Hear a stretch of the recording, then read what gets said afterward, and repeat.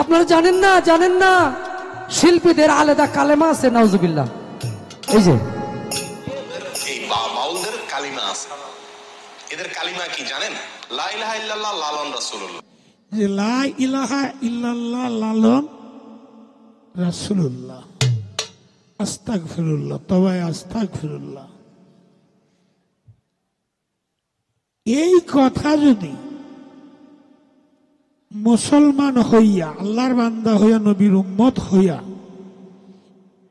এই মিথ্যা কথা যদি এমন ভাবে রটাইতে থাকে, তাদেরকে কি ধরনের মানুষ বলা হবে সেটা আমার ভাষা জ্ঞানে আমার জানা নাই। যারা আবুল সরকারকে জেল হাজতে দিলেন, তারা একটা মিছিল করেছেন, আমি শুনেছি। এই একটা বাউল ধরে ধরে যুবক তো ভুল করবে একজনে, এটার মাসুল কি দিবে 100 জনে? এমন কোন আইন আছে? আপনারা কি বলেন? একজন দেখছি মারিয়া ভানি তোলাই দিছে, এবার বাউল না চাউল না, খালি লাম্বা দুইলা চুল আছে, বেটার ভুল 200 লই লাগা। তাহলে তাদের মতে বোঝা যায় যে একটি গ্রামের একটা লোকে যদি ভুল করে সারা গ্রামের মানুষের বাড়ি এই বুঝি। এটা আপনাদের কাছে যারা এই কাজটা করেছেন তাদের বিবেক বিবেচনার কাছে আমি প্রশ্ন রাখলাম, এটা কি হইতে পারে? এটা কখনো হতে পারে না যে ভুল করেছে সেই ভুলের মাসুল সে দিবে, এবং তাকে সে যে ক্ষমা চাবে, ভুল আপনাদের কাছে মাফ চাবে, সেই সময়টুকু তো তারে দিবেন। তো যাক, এর সঠিক বিচার যেন আল্লাহ পাক নিজেই করে, এই বিচার আল্লাহর কাছেই দিয়ে রাখলাম। উনি একজন প্রখ্যাত আলেম। আচ্ছা, এখন কথা হইল, উনি একজন প্রখ্যাত আলেম, উনি বলতেছে বাউলদের কালেমা আছে লা ইলাহা ইল্লাল্লাহ লালন রাসূলুল্লাহ আস্তাগফিরুল্লাহ নাউজুবিল্লাহ মিন জালিক। কত বড় মানে বাটপারি হইলে এরকম ধর্ম নিয়ে একটা, আর আমাদেরকে একটা জাতি বানাই দিছে, বাউলদেরকে একটা জাতি, আলাদা একটা জাতি বানাই দিছে, আলাদা, মানে আমাদেরকে ইসলাম থেকে খারিজ করে দিছে। আমরা নতুন ধর্ম পাইছি, নতুন ধর্ম নিয়ে বলে আমরা চলি। এটা কোনো কথা হইল? নিজের স্বার্থ হাসিল করলে অনেকভাবেই করা যায়। কোনো জাতিগত ব্যক্তিকে, একজন এই মুসলমানকে আলাদা একটা জাতিতে পতিত কইরা করার দরকার নাই। আচ্ছা, এই আপনারা কি কেউ শুনেছেন বাউলদের কোনো নতুন কালেমা আছে? কোন বাউল বলছে? যদি সে বলে নিঃসন্দেহে সে কাফের, বিনা দলিলে কাফের। লা ইলাহা ইল্লাল্লাহু মুহাম্মাদুর রাসূলুল্লাহ সাল্লাল্লাহু আলাইহি সাল্লাম, এই কালেমা ব্যতীত আমার নবী হযরত মুহাম্মদ সাল্লাল্লাহু আলাইহি সাল্লামের যুগে আমার নবীর উম্মত, আমার মুহাম্মদ সাল্লাল্লাহু আলাইহি সাল্লামের উম্মত যদি কোনো ব্যক্তি দাবি করে, তাহলে সে এই কালেমা বিশ্বাস করতে হবে। এর বাইরে পৃথিবী কিয়ামত পর্যন্ত আর কোনো কালেমার আবির্ভাব হবে না। কিন্তু এই মৌলানা উনি বলছে, আপনারা যারা ইউটিউবে এই ভিডিওটা নিয়ে পরে দিবেন এই কথাগুলো, যদি কোনো প্রমাণ দিতে পারে যে কোনো ব্যক্তি নতুন কালেমা আবিষ্কার করছে, লালন সাইজিরি হোক, জালাল কার হোক, কাজী নজরুলের হোক, যে কোনো সাধকের হোক, তাহলে আপনারা সবাই তাকে জনসম্মুখে ফাঁসির জলিতে ঝুলাইবেন। আমি নয়ন শেখ নিজে যায় টান দি মই ধরি। তাহলে কেন লা ইলাহা ইল্লাল্লাহু লালন রাসূলুল্লাহ? তাহলে এই মৌলানা কাফের, উনি নিঃসন্দেহে কাফের। কারণ উনি এই কথা কেমনে বলে? আমি মুসলমান, আমি মুসলমানের ঘরে জন্ম নিয়েছি, আমি নামাজ পড়ি, রোজা রাখি, আমার আল্লাহ এক, হযরত মুহাম্মদ সাল্লাল্লাহু আলাইহি সাল্লাম আল্লাহর প্রেরিত বান্দা ও রাসূল, এটা আমি বিশ্বাস করি।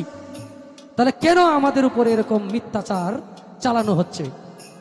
জাতির কাছে আমাদের আকুল নিবেদন, যেন এই জাতি, এই প্রশাসন, এই দেশের সরকার, এই বাংলা সরকার এগুলাকে সঠিকভাবে, যদি আমি নয়ন শেখ ভুল করি আমার শাস্তি হবে, যদি ভুল সংশোধন করার সময় দেন, আমি যদি সংশোধন করে নতুন জায়গায় আসতে পারি আমি আসব। যদি পুনরায় আবার একই ভুল বারবার করি আমাকে ফাঁসিতে ঝুলাই দেন, আমার কোনো আপত্তি নাই। কিন্তু কোনো জাতির প্রতি মিথ্যাচার করা এটা কোনো মুসলমানের কাজ না। রাখলাম, কে কি করছে না করছে এটা নিয়ে আমার কথা নাই।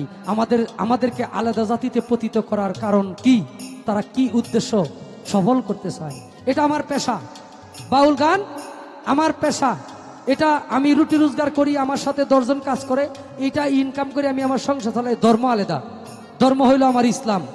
ইসলাম ধর্মের সমস্ত কার্যক্রম এটা সকল মুসলমানের জন্য, কিন্তু বাউল কোনো ধর্ম না, বাউলের কোনো এক্সট্রা ধর্ম নাই।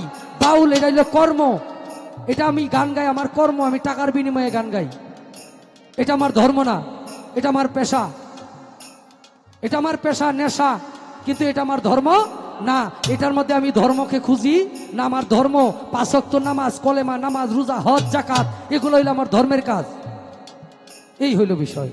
যাই হয়ে গেছে, আমি বাংলাদেশের সমস্ত বাউলদের পক্ষ হয়ে আপনাদের কাছে জুরাত করব, সেই হুজুরদের কাছে, আপনারা জ্ঞানী গুণী, আপনারা আলেম সম্প্রদায়, আল উলামা ওয়ারাসাতুল আম্বিয়া, আপনারা হইলেন রাসূলের ওয়ারিসদার, কাজেই আপনাদের জানাশোনা বেশি।